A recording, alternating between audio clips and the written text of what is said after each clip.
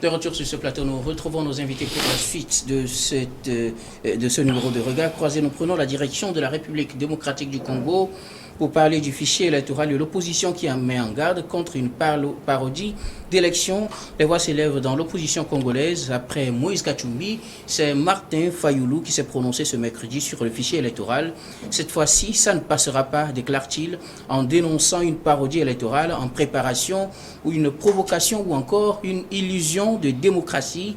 Martin Fayoulou exige un fichier électoral fiable audité par un organisme indépendant, faute de quoi ils ne déposeront pas leur dossier pour le compte des prochaines élections. Une déclaration faite ce mercredi au cours d'une conférence de presse à 3 jours de la clôture des dépôts pour les législatives.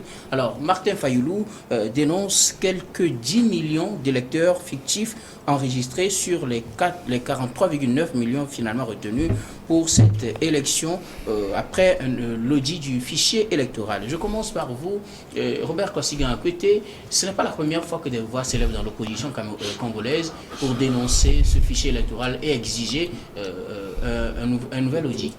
Oui, vous savez, c'est mal parti la préparation des élections en RDC au Congo, ce qui a poussé même le président Tshisekedi la fois dernière à se mettre en colère contre l'Église catholique qui allait dans le même sens que l'opposition. D'abord, quand ils ont mis le bureau je pense de la CENI, hein. CENI ou CEI, c'est la CENI. C'est la CENI. Quand ils ont mis le bureau en place, je crois que la personnalité du président était déjà clivante. Et il y a aussi cette histoire de doublons. Je ne sais pas si ce sont des doublons ou si c'est un ajout de 10 000 électeurs fictifs, 10 millions, ce qui peut faire basculer déjà une élection d'un côté. Si vraiment 7 millions et puis voilà, il y a 10 000 l'organisme d'audit indépendant qui avait été composé par des Congolais et puis 2 autres nationalités, elle avait ramené à 43,9 et maintenant Martin Fayoulou parle d'environ 10 millions qu'on devait déduire de ces 43 millions. Avec vous sur ce plateau, on avait dit que le temps imparti à ces sachants alors d'auditer, de faire l'audit du fichier électoral était tellement petit. Il y avait 5 jours pour, je pense, 40 et quelques millions de personnes. C'était déjà très peu. Mais il est lamentable, ou regrettable plutôt, qu'en Afrique, nos dirigeants s'empressent, ou se pressent trop pour vite aller à l'organisation des élections, sans pour autant prendre le temps pour, alors, bien faire les B.A.B.A. à partir sur un consensus. Si on pas vite les élections, on pense qu'ils veulent s'éterniser au pouvoir. Écoutez, il est une chose d'organiser les élections, il est une autre chose de les bien organiser pour éviter les contestations. Parce que celui qui sera élu, s'il est bien élu, il n'y aura pas de contestation. Il peut déjà enclencher alors sa politique de développement de ce pays, du pays. Mais quand une élection est mal organisée ou mal ficelée à la base, c'est ça qui amène je dirais un peu de désordre à l'entame alors du quinquennat ou à l'entame de la prise du pouvoir du mandat du président élu. Donc moi je dis, ce qui se passe actuellement au Congo, il suffirait que Tshisekedi permette à ce que les politiques congolais alors se réunissent, trouvent un consensus pour auditer le fichier.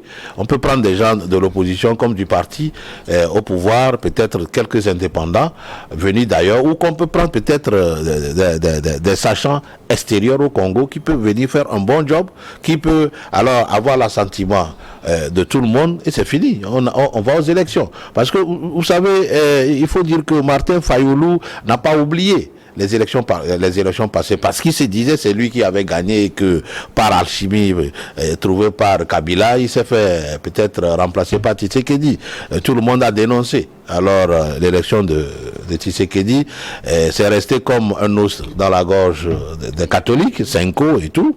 Donc aujourd'hui, Tshisekedi doit faire preuve d'un bon dirigeant démocrate comme lui-même, il se le réclame pour que ce fichier soit bien audité et qu'il y ait que ce doute, que ce soupçon de 10 millions ajouter peut-être aux électeurs qu'on trouve une solution, une clarté sur cette position-là avant qu'on évolue. On était parti de quelques 47 millions d'électeurs à la base. L'audit indépendant fait par des Congolais et puis 2 autres experts africain également, a permis de le ramener à 43,9 millions. Ils avaient dit que c'était bon pour aller aux élections. Mais l'opposition continue toujours de réclamer un autre audit de ce fichier. Et Fayoulou parlait hier de 10 millions d'électeurs fictifs qui seraient toujours dans les 43 millions et qu'il fallait épurer avant qu'ils n'aillent aux élections. Et quel regard d'abord portez-vous sur cette position de l'opposition? Et aussi, est-ce qu'ils n'en font pas trop? Le fait de demander qu'on refasse l'audit parce que tantôt on n'était pas d'accord avec tel, et donc il faut le refaire. Est-ce que quelque part... voilà. Alors, c'est une grande question. Est-ce qu'ils en font trop? Est-ce qu'ils n'en font pas trop? C'est difficile à répondre. Mais ce que je sais, c'est que c'est malheureusement en Afrique qu'on voit de ces genres de situations où, à quelque part des élections, qu'on se met dans une posture de contestation, mais en même temps contestation parce qu'il y a eu des constats. D'accord? C'est-à-dire, les gens ne contestent pas pour la forme, ils contestent parce qu'il y a un problème de fond. Et la question peut-être à se poser, pourquoi, peut-être je vais dans la même logique que M. Akouete, pourquoi il ne serait pas mieux de prendre le temps, je dirais, de raffiner les listes, de mettre les bases, de s'accorder sur l'essentiel avant d'avancer. On se rappelle, je crois, 2011-2012, je crois Congo avait eu des élections, si ma mémoire est bonne, et dans les autres pays d'Afrique d'ailleurs, où on constate à chaque fois que élection, contestation, violence, et ça continue. On a l'impression qu'on n'a jamais tiré le son des situations précédentes. Alors qu'en fait, il y a tellement d'éléments qui doivent nous amener en fait à prendre le son et à améliorer. Alors, on veut gouverner dans quelle logique? Normalement, la gouvernance voudrait quand même qu'il y ait un b.a.-ba. Et ça commence déjà dans la préparation du processus électoral. Et normalement, ce n'est pas trouver, je ne sais pas, il faudrait en tout cas réduire les suspicions au maximum. Et pour ça, le parti au pouvoir a l'obligation de donner l'assurance aux autres partis qu'en fait, qu'il y a que le processus est transparent. Alors, du moment où ce n'est pas transparent, ou que les autres craignent ou bien indexent le processus ou bien étiquette le processus de non transparent, et c'est là qu'on a tous ces contestations, tous ces remous qui, en fait, au final, on sait ce que ça va donner. On ira aux élections, mais il y aura des contestations qui seront réprimées et après, ça continue. Et ça, c'est vraiment très dommage. Et donc, est-ce qu'ils en font trop? Je ne pense pas. Mais est-ce que leur réaction va changer quelque chose là, maintenant, à quelques jours de la fin? C'est là que je me dis, c'est pas non plus évident, parce que malheureusement, on voit rarement des gouvernements qui enclenchent un processus et qui remettent ou bien qui reviennent sur leur décision de peut-être donner du temps pour améliorer. Alors, ça serait peut-être génial de voir le gouvernement congolais peut-être de prolonger pour améliorer. Mais ils vont dire, ils ont investi dans l'audit. Alors, si on a investi, pourquoi n'avoir pas pris du temps pour mieux faire en même temps? Là, malheureusement, c'est fait. C'est ça. Et là, on sait ce qu'il va donner après. Du coup, on est en fait, je dirais, la source de nos propres problèmes, en fait. Parce qu'on sait déjà ce qui va arriver, mais pourtant, on y va malgré tout, et c'est dommage. On force droit dans le mur. Emmanuel Vivien Tomi, Martin Fayoulou dénonce 10 millions d'électeurs fictifs qui sont toujours dans le fichier, qu'ils veulent qu'ils soient audités par un organisme indépendant, à part ce qui a déjà été fait. 10 millions sur 43 millions et quelques, je crois que c'est presque un cinquième, pour ne pas dire proche d'un quart. Et c'est grave. Vous savez, le problème en Afrique, quand il s'agit des élections, c'est que ce soit le gouvernement comme l'opposition, tout le monde s'y prend trop tard. En réalité, le cycle, il y a ce qu'on appelle le cycle électoral. Le cycle électoral ou le processus commence à la fin de chaque élection. Ce qui veut dire que si nous avions fait une élection en 2020 et une élection présidentielle en 2020, nous savons que dans 5 ans, nous devons faire encore une élection présidentielle. Donc, le cycle commence à la fin de la proclamation des résultats par la Cour constitutionnelle ou le Conseil constitutionnel, ça dépend de chaque pays. Et donc, que ce soit les acteurs politiques comme ceux qui sont au pouvoir, il va falloir prendre du temps pour bien organiser les choses, organiser le dialogue, restructurer les choses, éviter les problèmes qu'il y avait eu au scrutin passé. L'opposition ne devrait pas non plus attendre à la veille de la clôture du processus ou bien à la veille de la clôture du dépôt de candidature pour pouvoir crier. Parce que vous avez la possibilité de suivre de bout en bout tout le processus. Quand on prend par exemple le recensement électoral ou l'enrôlement, l'opposition devrait se donner les moyens pour pouvoir observer au moment de l'enrôlement.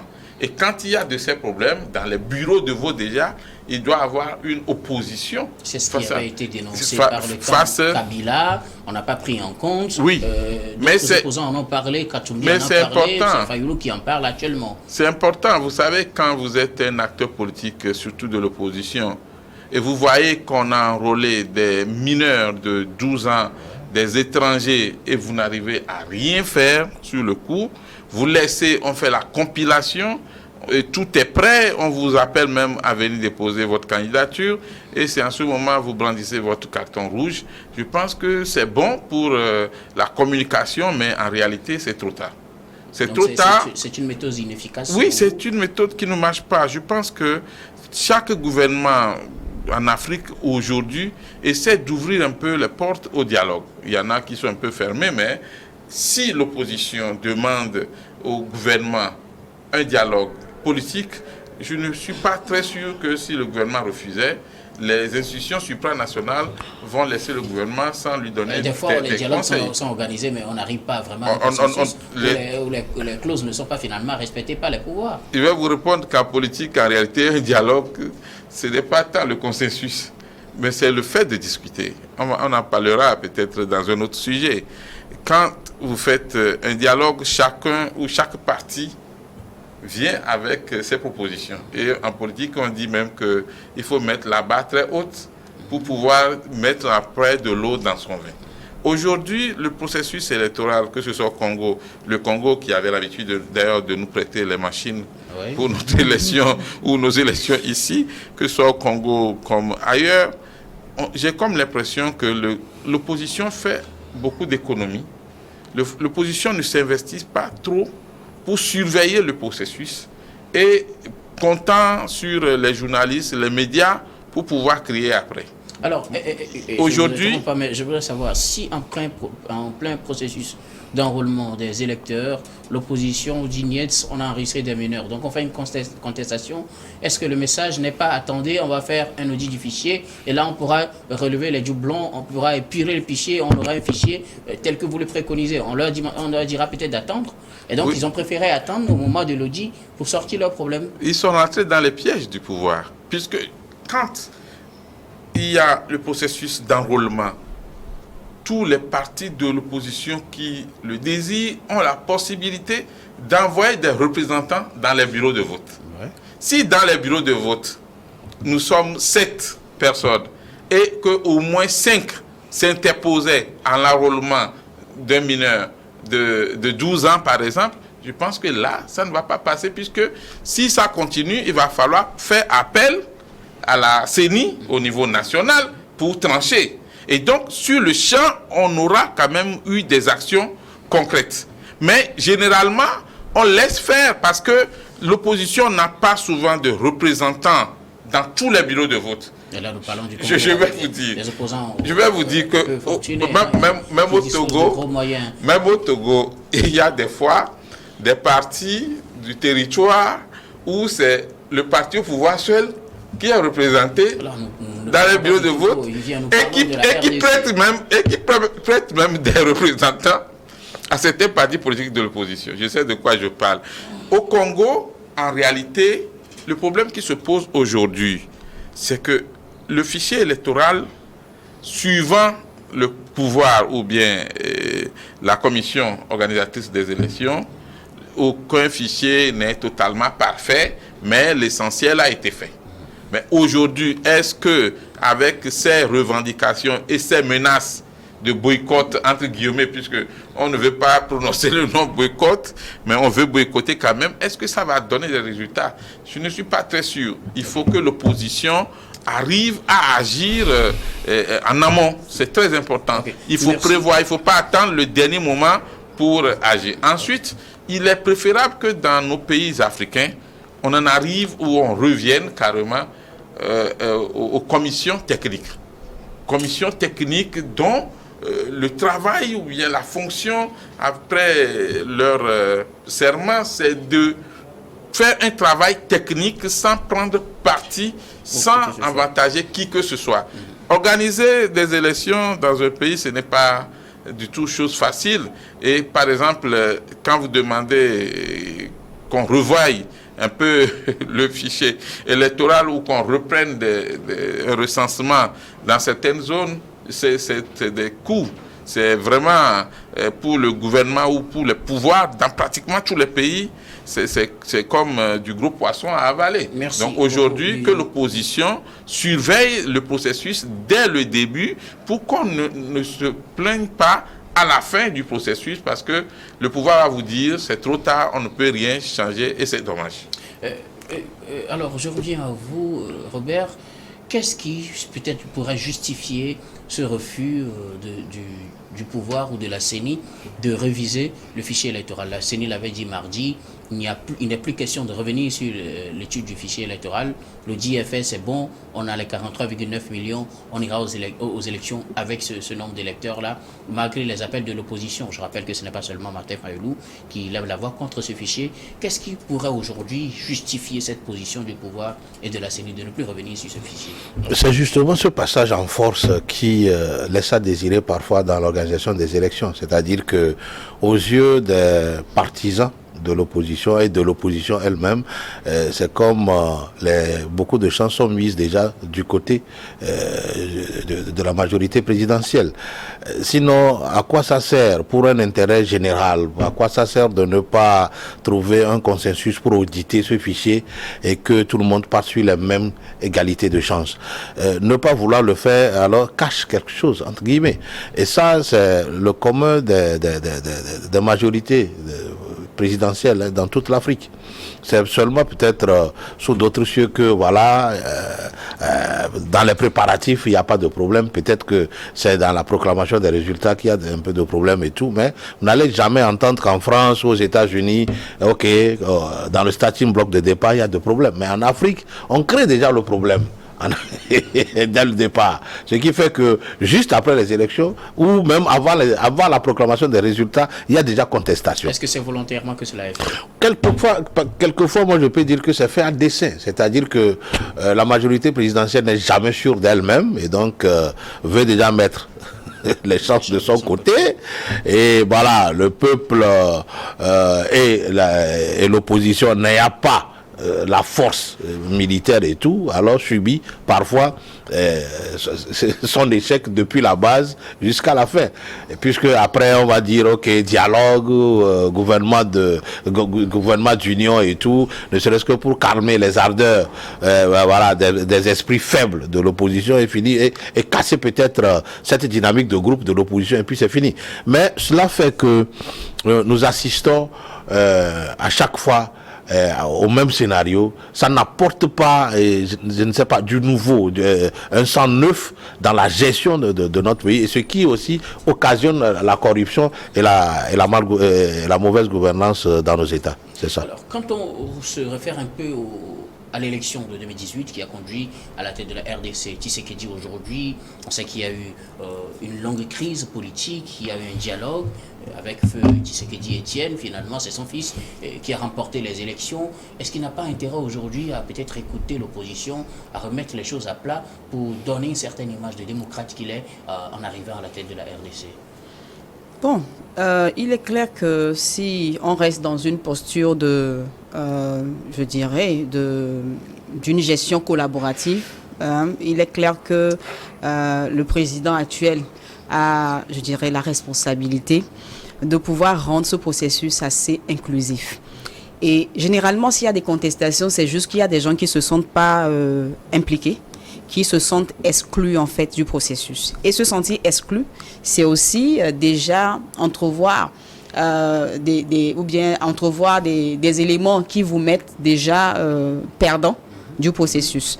Et dans le cas actuel, que ce soit Moïse Katumbi ou tout le reste, je crois qu'il y a tellement de critiques et des éléments qui sont mis en évidence, c'est-à-dire qui nécessitent en tout cas une prise de considération. Mais il revient au président Tshisekedi de pouvoir écouter et prendre les dispositions qu'il faut. On ne pourra pas le lui imposer, mais en fait, il est de son devoir de prendre en considération je dirais, ces cris de cœur et de voir dans la mesure du possible ce qui est faisable. Alors, je voulais juste revenir un peu sur la question même des critiques, à part le sujet de l'enrôlement ou des doublons. Je pense qu'il y a aussi un point qui a été soulevé, c'est déjà la projection d'avoir des électeurs fictifs dans une partie du pays qui a été relevée. Alors ça, par exemple, il revient à la CENI de prouver que ce qui est en train d'être dit n'est pas vrai. Ça, par exemple, c'est déjà aussi une manière d'amener l'opposition à voir qu'en fait, non, tout ce que vous dites, en réalité, il n'en est rien. Et donc, parfois, je crois qu'on a besoin d'exposer à la population, je dirais, les éléments pour quand même, les éléments factuels, pour quand même rassurer. Mais quand ce n'est pas fait, naturellement, la suspicion va continuer. Et quels que soient les résultats qui sortiront, même si ces résultats sont, je dirais, justes, sont les vrais résultats, il y aura toujours de la contestation. Parce que il y a eu des suspicions qui n'ont pas été démenties, ni il n'y a pas eu d'éléments contraires prouvés pour dire qu'en fait, ce que vous dites est faux. Donc, du coup, tout le processus, en fait, est déjà entaché et peut facilement amener encore à la violence. Ceci étant, la CENI a rejeté ces recours-là. Est-ce qu'on risque d'aller vers un nouveau cycle de contestation électorale? Alors ça, c'est clair. Désolé, mais c'est clair parce qu'il faut juste suivre la logique des choses. Déjà que l'opposition se mette en coalition, déjà, ça fait peur parce qu'il faut être quand même réaliste. Ceux qui se mettent en coalition, là, c'est quand même les grands, entre guillemets, les grands morceaux du Congo. Et ils vont dans une logique unique de pouvoir, entre guillemets, battre Tshisekedi. Et on sait qu'aujourd'hui, et ça, ça a commencé depuis, tu as parlé des élections de 2018. Oui. Avant 2018, on savait la tension qu'il y avait. De 2018 à maintenant, on savait aussi les rebondissements qu'il y avait, les rebondissements politiques. Oui. Tout ça mêlé, c'est clair que la population congolaise, c'est déjà, tout est, comment on dit ça, tout est mis en œuvre pour des mis en œuvre. C'est déjà très visible. Même si et là, et là, je crois que c'est aux acteurs politiques de quand même anticiper. Il est possible de prévenir si on essaie d'asseoir les bases et de rendre le processus le plus transparent possible. Mais sans ça, on va toujours malheureusement constater les dégâts et malheureusement, c'est les pauvres communautés, populations qui vont encore perdre des vies inutilement. Emmanuel Vivien-Thomy, la situation au Congo, contestation, on risque d'y arriver si le fichier n'est pas revu. Le conflit est latent. Là déjà, tout est mis en œuvre pour qu'on retourne à ce fameux processus d'élection, contestation, peut-être aussi violence et malheureusement perte en vies humaines. Aujourd'hui, ce que M. Tshisekedi aussi doit faire, parce que lui aussi, il était dans l'opposition. Son père a fait combien de décennies dans l'opposition. Les mêmes causes produisent les mêmes effets. Si vous êtes au pouvoir aujourd'hui et vous faites un enrôlement frauduleux, ne pensez pas que ça s'arrête juste à votre mandat ou ça va pénaliser vos adversaires. Un jour, vous serez arrivé aussi dans l'opposition. Ceux qui sont des étrangers que vous avez fait enrôler vont continuer par détenir les cartes d'électeurs de votre pays, ce qui leur facilite la tâche. Et rien ne vous dit aussi que vos citoyens, que vous pensez vraiment des partisans et qui aujourd'hui sont mineurs, ne vont pas demain changer de veste. Donc, c'est très important de faire un effort pour que le processus d'enrôlement électoral soit quand même un processus plus ou moins correct. Et Nkodo disait, ce qu'il faut en Afrique, c'est prendre le temps de faire de bonnes préparations pour les élections, pour avoir des élections plus ou moins transparentes, démocratiques, crédibles, aux résultats acceptables et acceptés par tous. Parce que sans cela, on crée nous-mêmes nos conflits. Et il faut maintenant charger la police et la gendarmerie pour pouvoir intervenir par la suite, alors qu'il suffisait d'avoir un fichier électoral plus ou moins propre, parce que je le répète, en matière électorale, on ne peut pas dire que le fichier est complètement nickel. C'est rare. Même aux États-Unis, on a vu certaines dénonciations de M. Donald Trump. Donc, le processus électoral est un peu complexe et difficile, et c'est un processus qui demande beaucoup de moyens. Ce qu'il faut, c'est que l'opposition surveille les choses à la base. Ce qu'il faut, c'est que le pouvoir ou les pouvoirs aussi manifestent leur bonne volonté. Si vous aimez votre pays, vous savez qu'un jour, vous aussi, vous allez rentrer dans l'opposition. Vous ne serez pas au pouvoir éternellement. Donc, il ne faut pas enrôler des personnes qui ne méritent pas d'être sur la fiche du pays. C'est très important. Pour le moment, selon la CENI, pas question de retourner sur ce fichier électoral. Un dernier mot sur la situation en République démocratique du Congo. C'est regrettable cette position de la CENI de ne pas permettre aux acteurs politiques de trouver un consensus pour auditer le fichier électoral, histoire de préparer déjà une élection apaisée et que le choix des populations puisse représenter le pouvoir.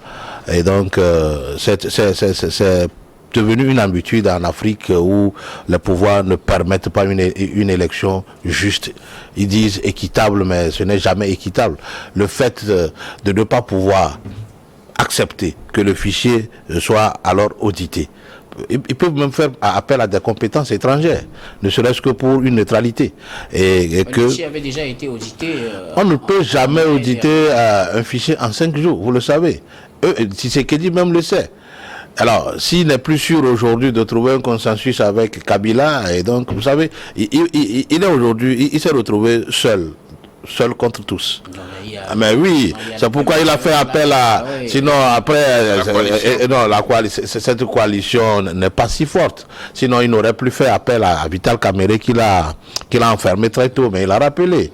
Aujourd'hui, il n'est plus de bon ton avec Moïse Katumbi, avec Kabila. Il y a un froid très glaçant là-bas. Et puis, il est seul aujourd'hui avec peut-être les petits politicards de Congo. Et donc, il fait tout pour embrouiller les pistes dès le départ. Mais je dis, ça va l'empêcher de rebondir sitôt après les élections. C'est sûr qu'il sera peut-être réélu à sa manière, comme le dit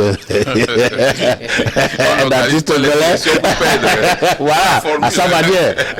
Mais bon, est-ce que cela alors va avoir la bénédiction de toute la population, congolaise? C'est ça la question. Et puis on ne tient pas compte aussi du grand public. Hein. Les gens font aussi comme s'ils sont devenus dieux, et donc c'est leur choix. On impose le choix à la population, ce qui fait que les gens, malgré eux, font avec. Et c'est ce qui fait que nous ne décollons pas en Afrique. C'est vraiment dommage. Nous allons marquer la pause pour le journal, puis on vous retrouve pour la suite de cette émission.